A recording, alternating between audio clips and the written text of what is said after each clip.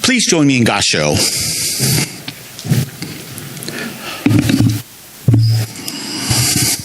For myself, I do not have even a single disciple. For if I brought people to say the Nembutsu through my own efforts, then they might be my disciples. But it is indeed preposterous to call persons my disciples when they say the Nembutsu having received the working of Amida. Nam Amidabutsu. Nam Amidabutsu.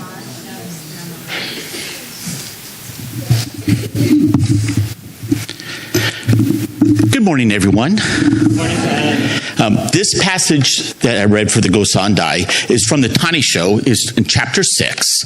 And this particular translation is from the collected works of Shinran, page 664. Today is Gotan-E. On this day, we commemorate the birth of Shinran Shonin, the founder of our tradition. Now, I'm going to say something right up front that might perhaps sound a little strange for a founder's memorial. I think Shinran himself would be rather uncomfortable with a good deal of what gets said about him on days like today. From my reading of his writings, I can imagine him trying to slip out the side doors of the Hondo when he hears what we're saying. There is a particular kind of story often told about religious figures. Scholars call it hagiography, from the Greek hagios, meaning holy or sacred, and graphy, meaning writing. It is literally sacred biography, the life story of a saint or revered teacher, shaped not merely to inform, but to inspire, to elevate, to point toward the transcendent through the vessel of a human life. You know the elements of these types of stories. The miraculous birth, attended by signs and wonders. The childhood that already hints at greatness. The dramatic turning point, the luminous vision, the unwavering certainty that follows. The deathbed scene that is serene and triumphant. Every tradition produces this kind of writing. Christian saints' lives, the biographies of Zen masters, the accounts of Pure Land patriarchs. Hagiography has been with us as long as we have had saints to write about. These stories all serve a purpose. I explored that purpose a bit during my last Dharma talk when I talked about fact versus truth.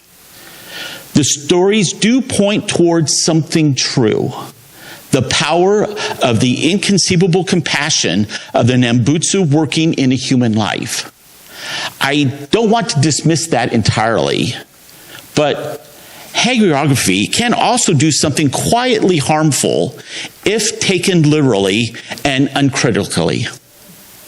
It can place the person so far above us that their life stops being an invitation, an example, a role model, and becomes instead a monument.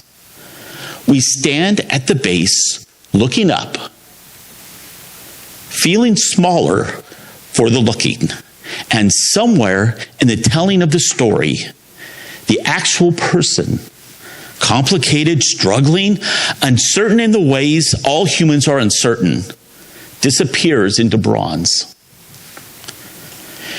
Shinran seems to have clearly anticipated this danger. He spent much of his life actively resisting it in others, and most persistently, resisting it in himself. In the passage from the Tanisho I read at the top of this talk, Shinran says, "For myself, I do not have even a single disciple."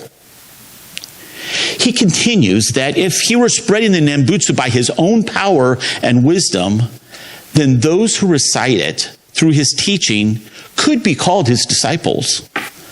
But that is not what is happening. The Nembutsu each person recites is not Shinran's Nembutsu, borrowed from him like one would borrow a cup of rice. It is Amida's working, moving through each person directly in the singular intimacy of that person's own life and heart. Therefore, he says, to call anyone my disciple would be absurd. I think that's a very remarkable thing for a founder to say. And I think that he truly believed and felt that. It was not a performance of humility, the kind of false modesty that secretly expects to be contradicted. He meant it as a precise theological claim with very personal implications. If we are all equally foolish beings, Bombu, carried entirely by the primal vow rather than by our own attainment or virtue, then the categories of teacher and disciple, advanced practitioner and beginner, spiritually accomplished and spiritually hopeless, these categories dissolve. They become, at best, administrative conveniences. At worst, they become walls. Now, imagine, if you will, a path through the mountains in uncertain weather. Some people on the path have been walking longer. Some are stronger or faster or carry better equipment. Some have traveled this particular stretch many times before and know where the trail turns slippery. All of that matters. It is good to learn from those who have walked further, good to share what you've noticed with those who come after you. But the fog does not lift for the veteran any more than it does for the newcomer. The cold does not spare the experienced. And the destination, that place of compassion and wisdom that our tradition points towards, is not a place any of us reaches by our own efforts and then waits there secure while others struggle. We are all, in the deepest sense, fellow travelers walking that path. Like us, Shinran walked the same path. He walked with a limp, spiritually speaking, a limp he never hid. He described himself as a person unable to practice the disciplines of traditional Buddhism, unable to observe the precepts, unable to make himself into the kind of person deserving of liberation. He did not say this as a self-deprecating preamble before getting to his real credentials. He said it as his actual situation. Gotoku Shinran, stubble-headed, foolish Shinran. That is the name he called himself.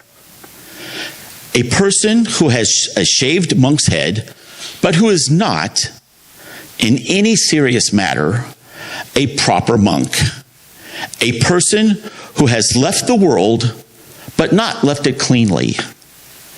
Neither fully monastic nor fully lay. Neither here nor there. Shinran inhabited an awkward middle space his whole life. And from that middle space, he addressed the rest of us who also live in middle spaces, which is to say, all of us.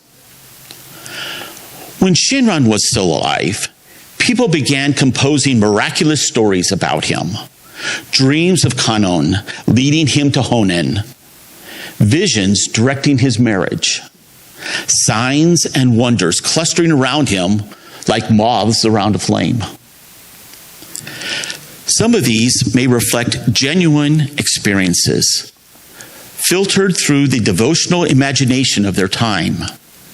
But I noticed that Shinran's own writings reflect almost none of this quality.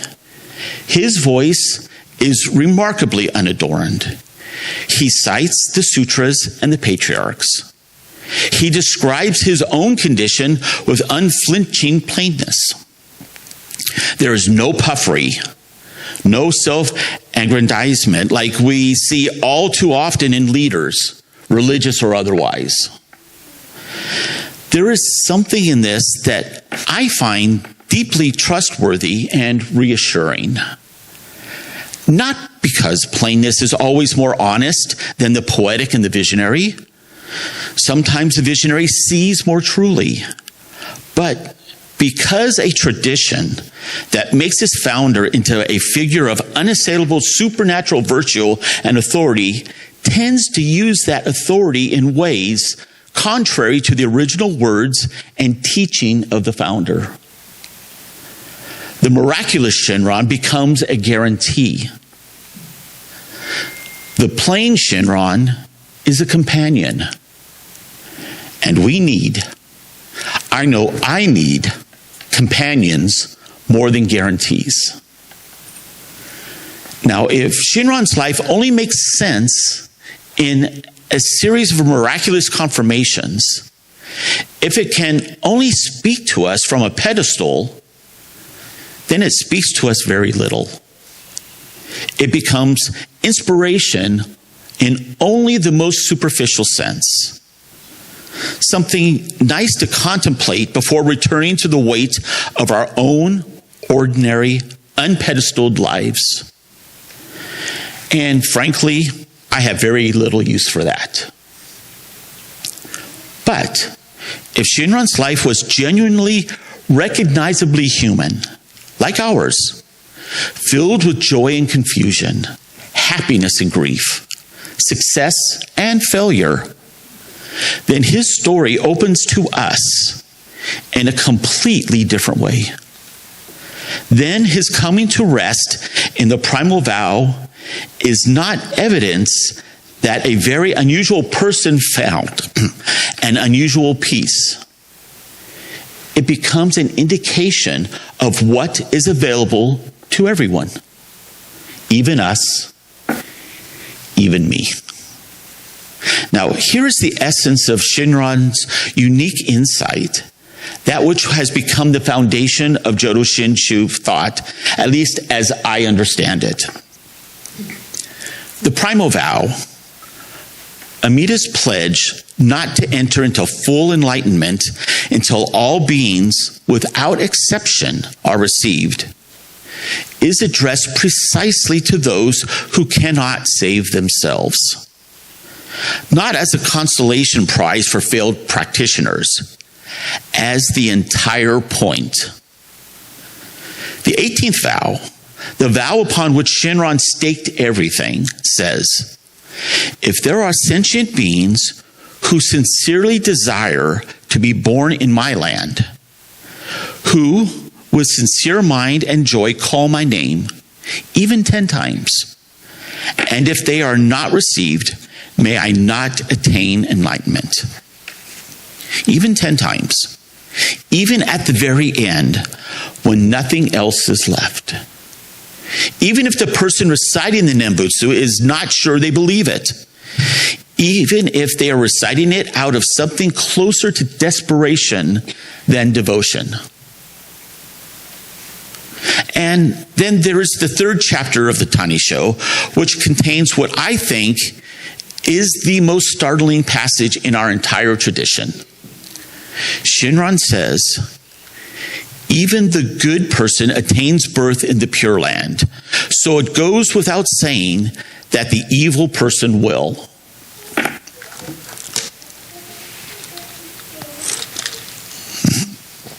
When I first read the Tanisho, this passage stopped me in my tracks. Wait, what?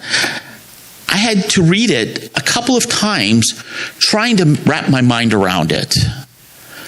We might expect it the other way around. We might expect it that the good person surely attains birth, and perhaps even the struggling one will be received. That is the reassuring version, the easy version, the expected version. Shinran turns it completely around in a classic bit of Buddhist intellectual jujitsu. The logic runs like this. A person who relies on their own goodness their own accumulated merit, their own spiritual efforts, that person is, in a subtle way, not fully depending on the primal vow. They have one foot in their own competence. But the person who knows, without any cushion of self-deception, that they have no goodness to offer, that person has nowhere to stand except in Amida's compassion. They are paradoxically the one the primal vow was conceived to receive. As Shinran puts it, the person of self-power who amends the mind, doubts the working of other power, is not the true object of the primal vow. The evil person who entrusts themselves to other power is. It is important to note that this is not a license for wrongdoing. Shinran was very careful about that misreading and addressed it directly. It is not that evil is good or that conduct doesn't matter. It is something more precise and more unsettling. That the very thing we think disqualifies us, our unmistakable, undeniable ordinariness, our failure to be the person we wished we were, turns out not to be a barrier to Amida's compassion, but rather the specific condition it is designed to meet. Shinran understood this as removing spiritual hierarchy from its very foundation. It is not that the advanced practitioner is welcomed and the struggling one is merely tolerated. It is that the welcome is precisely for the struggling, for the one who has run out of self-improvement projects, who cannot maintain the practices, who keeps making the same mistakes over and over, who lies awake at 3 a.m. with the full accounting of their inadequacies playing a continuous loop in their brain.